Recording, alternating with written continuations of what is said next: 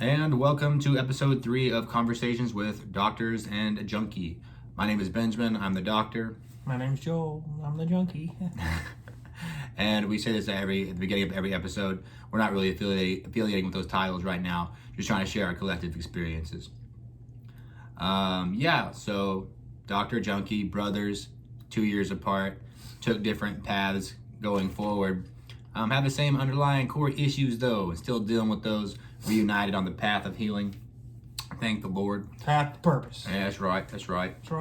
And I would like to just start this conversation off by saying, strong work, good job. We're being open, we're being honest, and transparency's key. And it's really helping some people too. We got ICU nurses commenting about how much it's helping them relate to their patients, dealing with substance abuse issues. Other people just, dealing with anxiety or depression or just really not being too vulnerable or whatever. So we're getting some love on this. And I think we got something like 25, subscribers. It's a lot. Yeah, on the tube, if I can help even one person, I think that I'd be willing to do this. It's all it takes is one person. Yeah, and the fact that we're helping, any more people than that is just keep throwing them cherries on top, y'all. The honor is ours. Word. To catch up the experience, we had gone through our childhood up till about, I'm 29, he's 31. We got up to about the 22, 23, 24 age where I was in college. He had just twisted off pretty heavily. And I think, what does twisted off mean in the junkie world? In other words, going deeper into the rabbit's hole, relapsing, however you want to word it. It's getting hardcore into drugs. It's when the drugs take the priority. Mm-hmm. Like your job. Yeah. Consumption, my friend. Full consumption. Wired. You know what I'm saying? It's not funny. It's horrifying. It's not. It's horrifying to watch. But we all it's horrifying to watch. You're like, damn. Damn, dude. It's bad. It's I'm not going to see him again for a couple of weeks, if at all. And we all got friends like this. You could tell when they're on the edge. It's they're going to go on a bender.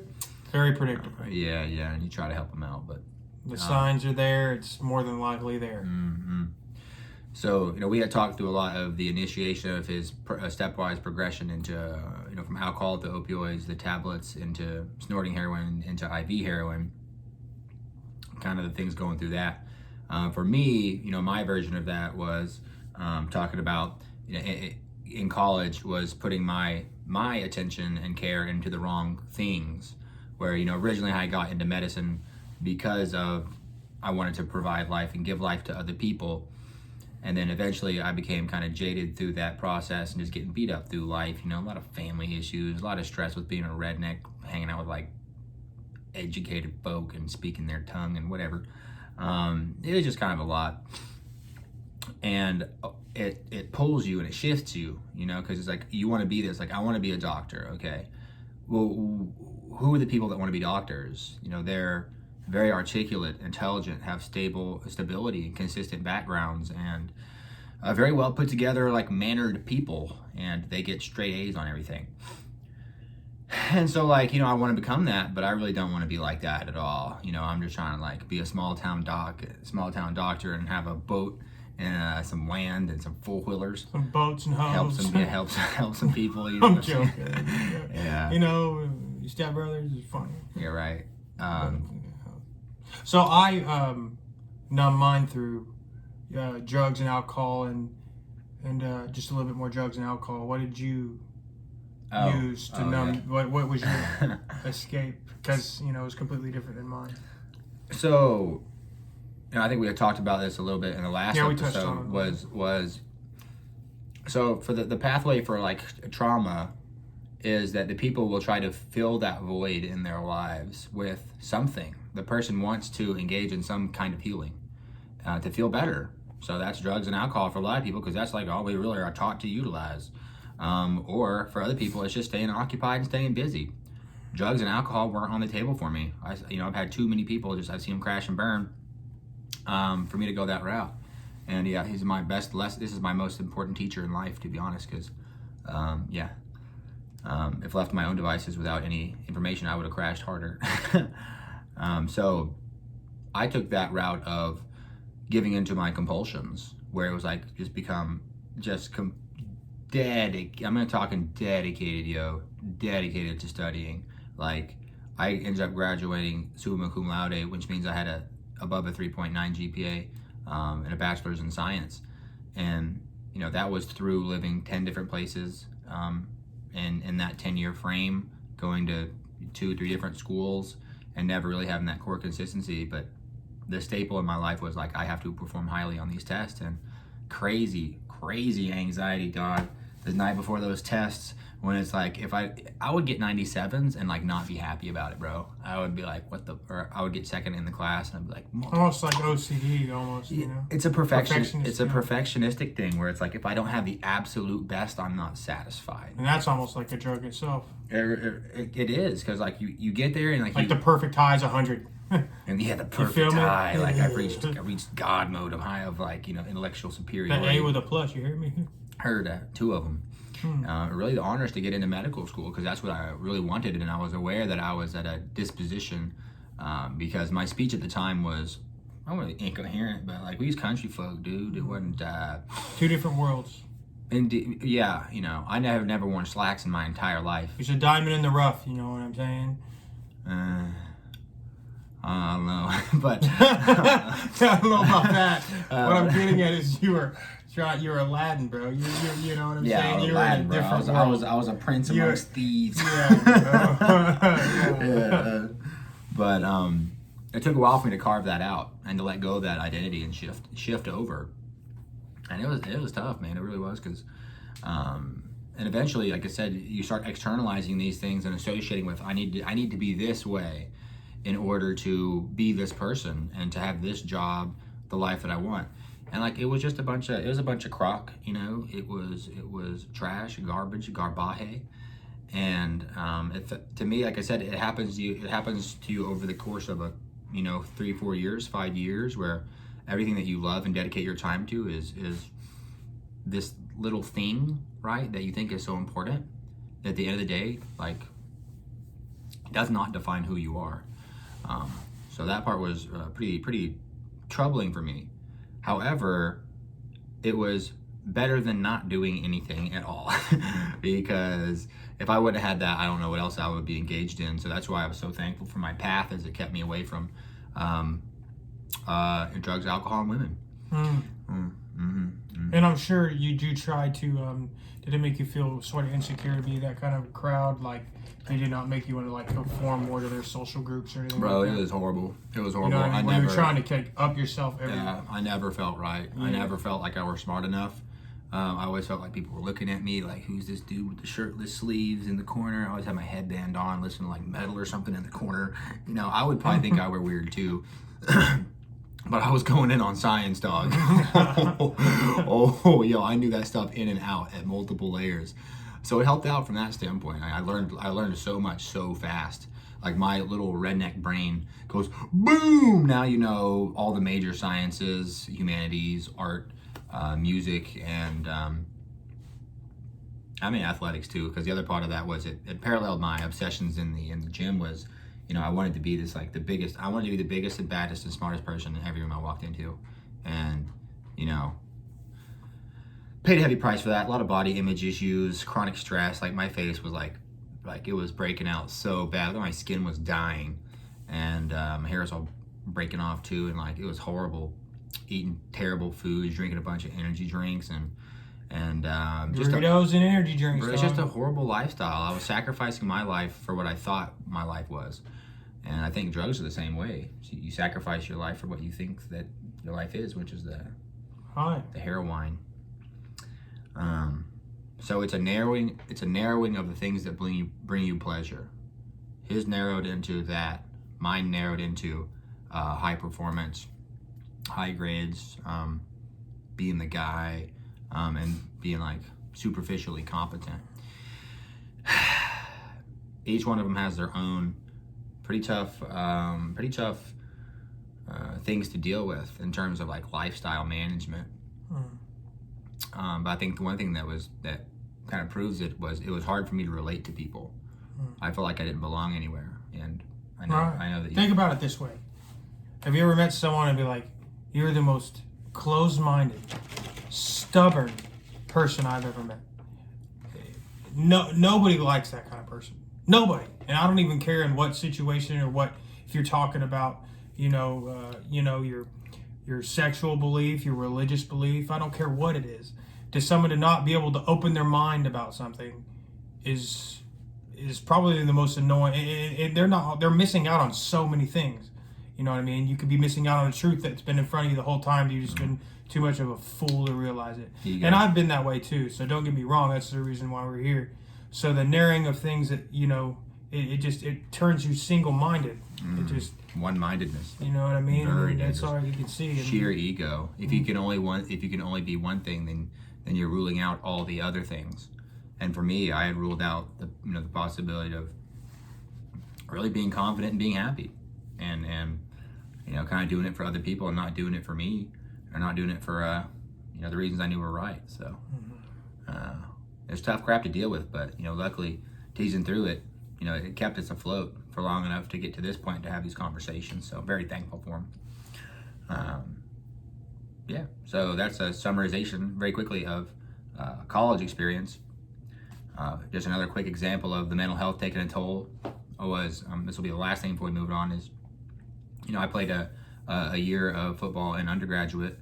In my junior year, I went and walked on, me and my other older brother, just because we wanted to do it. We were dealing with some family issues and thought it would help unite us again.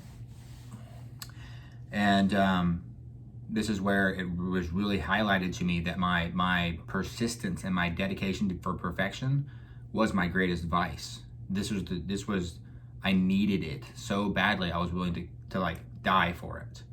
So I wanted to be the absolute best in football. I wanted to be the absolute best in the classroom. I wanted to be everywhere, every time, be at the top of the thing. And when I wasn't there, it felt like I was dying.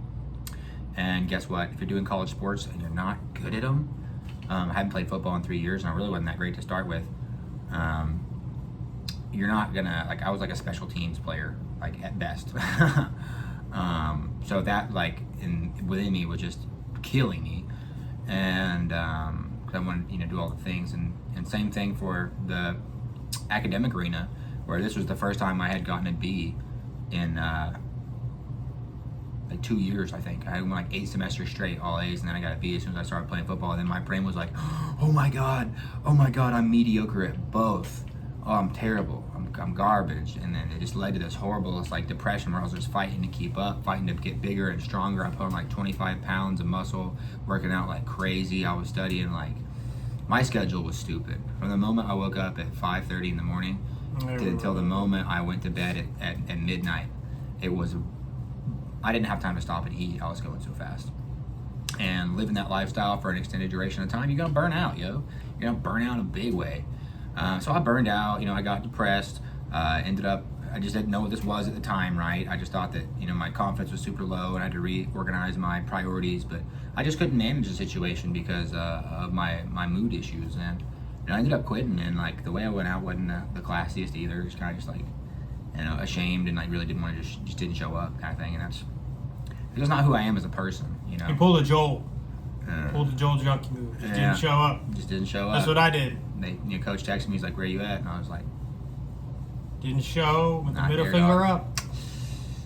Got other priorities, which are my own selfish indulgences. Didn't even give him a 2 weeks, bro. Damn. No, it's horrible. Anyways, that's something that it happens in my life. It's a theme because of this kind of underlying issue. Good to talk about, Now I know what's coming, or how to address that, and how have my friends hold me accountable on my day-to-day. It's good to have those. Yeah. It's in my journal this morning. What's going on here? Strobe lights. I thought I was back on drugs there for a minute. The lights are flashing. So I think that transitioning from college to med school, a good place to pick up, because that'll get into our next part of our story. So yeah, those problems just carried on and manifested themselves, where you get into medical school and it's just a bigger bigger and more competitive environment where like now the average on a test is a 92, 93. So that hurts, right? So it's like, yes, I got an A. You look at it and you're still like in the bottom quartile, which is like the bottom 25% of the class. Blah. Yeah. Tough way of being. Tough way of living. I did see other people rock it with a good mentality, being humble, doing what they can do. And part of me knew that they were right. The other part of me was not willing to let go of this desire because I felt like I needed it. And if I were to admit to myself that, they were right and that I was wrong, that would just destroy everything that I had thought to that point in time. It would pull it down from the framework and it would all go tumbling down. And ultimately, that's exactly what happened. It's exactly what happened. Is I kept this lifestyle up long enough. I think it was the same thing. It was the same thing for you because we had hit real bottom lows at the exact same time. Yeah, right. Yeah, pretty much. I was. This is my going from my second to third year to medical school. He had got real bad into that scene, and our relationship was frazzled. With the family, it was frazzled too. So it was really like that was the lowest point. It was tough. It was real tough. Lowest couple years of my life. So like he would call me like slurring on his words and like not making a lot of sense and like yeah. It was bad. Yeah, making well, just like trying to express what was going on and saying things like I'm not going to make it much longer, kind of like hinting at that he didn't want to be a part of this life, and that just really, really, really killed me because the idea of losing my brother or his soul was just not cool.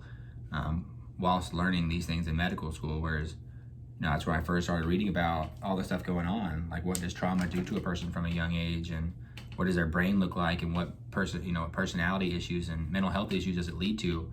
And I was like, oh my God, oh no, Joe. Well, the highs and the lows. I mean, think about it. When you're on the drugs, you're happy. You're hanging on them. It's the complete opposite.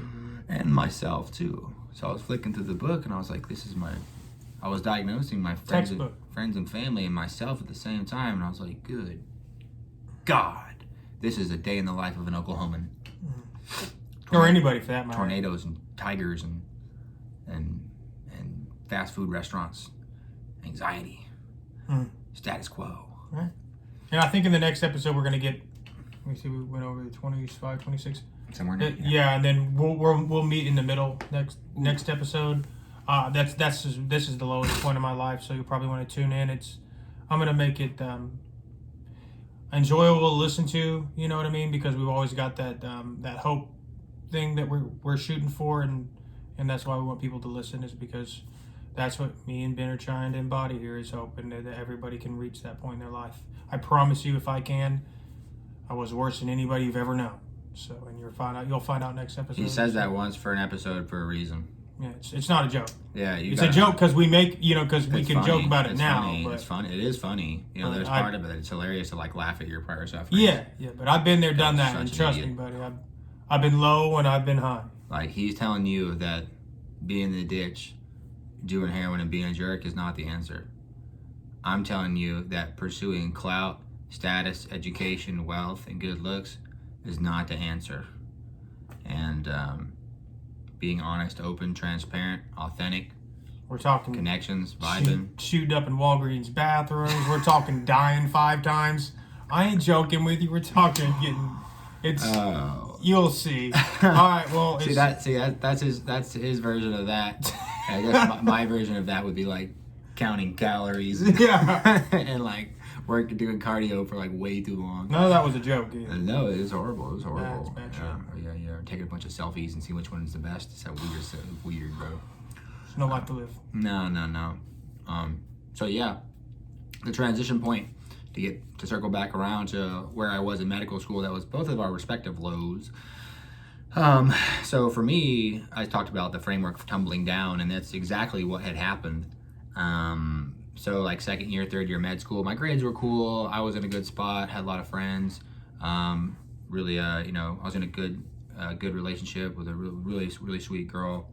And from the outside looking in, like I remember this, like the outside looking in, because I was always watching other people watching me, because, you know, if you care about what people think, that's just how you operate. And like, you roll up, like, dude, I'm 6'2", okay, I'm in pretty good shape, you know, my squad looks like the Avengers, you know, and we have like, you know, the little booths at the clubs and the bars, and like, people, like, you can see on their face, like, who are these people? And there's like that degree of like envy and like weird superiority, and like, you know, you think it looks cool. And I remember being in one of these situations where I was bowling with my friends. I had a beer in my hand, I had my girlfriend in my lap, and like my best friends, and like I'm like a med student, I'm balled out.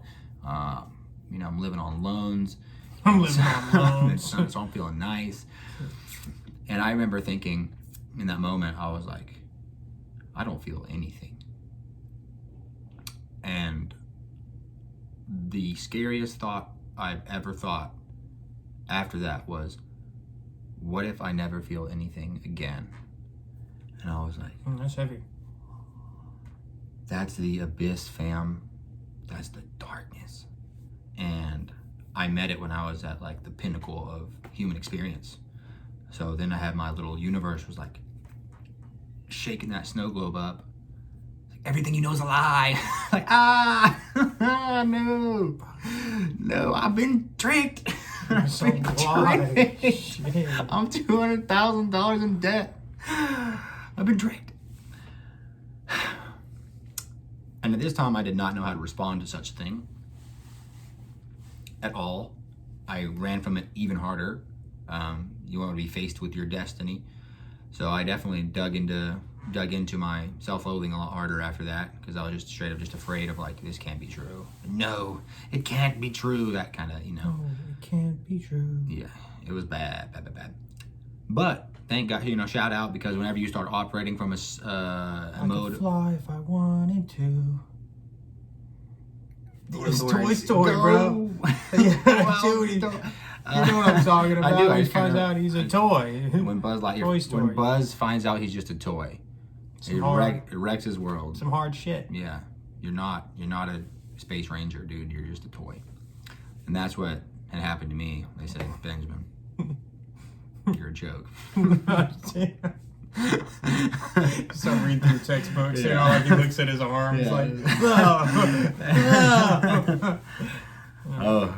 So anyways, came crumbling down. Anytime you start operating out of a mode of frustration instead of a position of love, you're gonna get more frustrated, and you're stacking dirt on top of gunk, on top of poop, on top of gurk, on top of gunk, on top of slime and mold and gurky, whatever. Sounds gross. It's disgusting, bro. It's a horrible. You can feel it right here. It's like right below your gut, like right where your lungs and your stomach meet. It's like a sensation of just like, get away. I want to puke this. I want to puke it up. It's despicable. It's a despicable feeling. And to live that way for an extended duration of time, your eventually soul is just gonna be like, nah, dude. Like, nah, we're not doing this anymore. My time came during step 1 boards, which is like the defining moment for doctors. If you score well, you can do well. You can go on and be a surgeon, do all these different things. And then if you score poorly, you don't get to do those things. You have to be like some of the other specialties. It's pretty hard. It's hierarchical, bro. It's really hierarchical, and it's like the ASVAB and like the army. It's very judgmental. Like you have to be this if you don't do that. Yeah, it's super judgmental, because you're learning like a lot of like ins and outs kind of stuff. Like, I get it though, you want to like rank people, but at the end of the day, what makes a doctor the best doctor is, you know, how they are at the bedside, and, you know, their ability to be a human being, not necessarily what bubble they circle in on a freaking Scantron or what they click. But anyways, I usually ball out on those exams. I didn't. I crashed, and I'm not gonna blame it on you, bro, but damn, he was really toughing it out at that time. I was really toughing it out at that time. My mental health was garbage from studying like 10 hours a day, 12 hours a day, and being hyper competitive and just like talking crap to people, and not sleeping so well, and taking a bunch of coffee and Adderall. And I was prescribed, by the way. And just not doing well, you know, especially for someone like me who's already kind of anxious. You know, probably Adderall is not the best answer.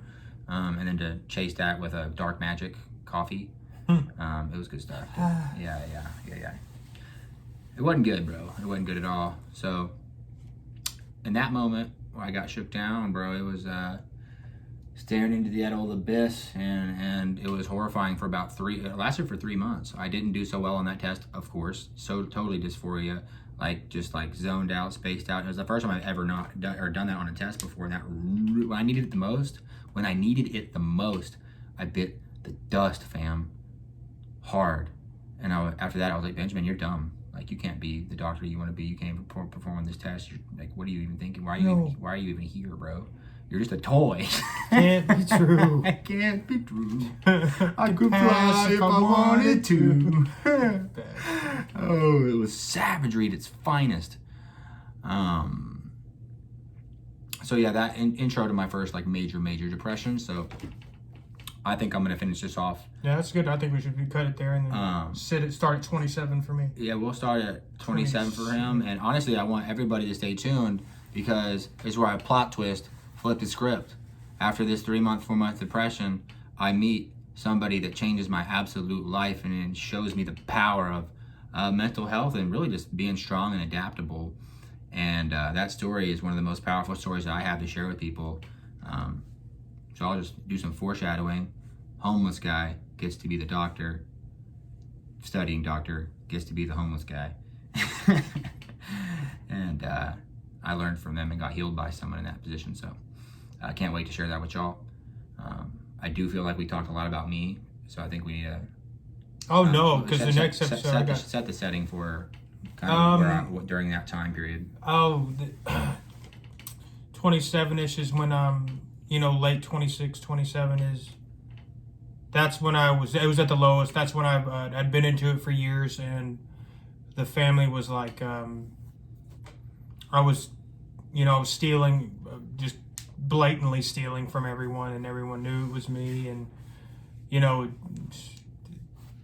everyone knew, you know what I mean? And not only did they know, they had me on camera, and at this point they still have enough hope for me that they just don't ever press charges. No one ever pressed charges on me. We love him. Because, they love him. He's this happened, lovable guy. And honest to God, it happened. I can't even tell you how much. It's embarrassing. It's embarrassing, and that's when I got into IV use right around 20. Ooh. And that's when it really hits the fan. Yeah, because I remember I would go pick him up from his job, or I would pick him up every once in a while, and he would have scabs going up and down his arm, and it was infected too. It was green. His eyes were yellow. And I was like, good. Oh yeah. God. And mind you, I just learned about what all this was. And the reality of the situation, reading about it in books is one thing. It's oh yeah, he's not. But to see it and to experience, because I would experience what my brother was experiencing. We shared that. He felt me and I felt him to some capacity, and to feel it was it made me feel even sicker. So that's why it makes these moments of getting here to talk about this even better. Is because me and my boy, my dog, my bro, my number one homie, we made it through that, and. Made it through life and death. Beautiful. Literally. You'll see next episode. Next episode coming in. Joel finds his sanity. Benjamin loses it, realizes he'll never have one, and all right. Well, we'll catch up with y'all next week. If you find this beneficial, share it to your friends, family, or if you have any questions, drop them fools in the comments. We'll get to those, and I think every month or every week we're kind of ramping up here a little bit. So shout out vulnerability and honesty. Let's get it, fam. Get in the grits. Later.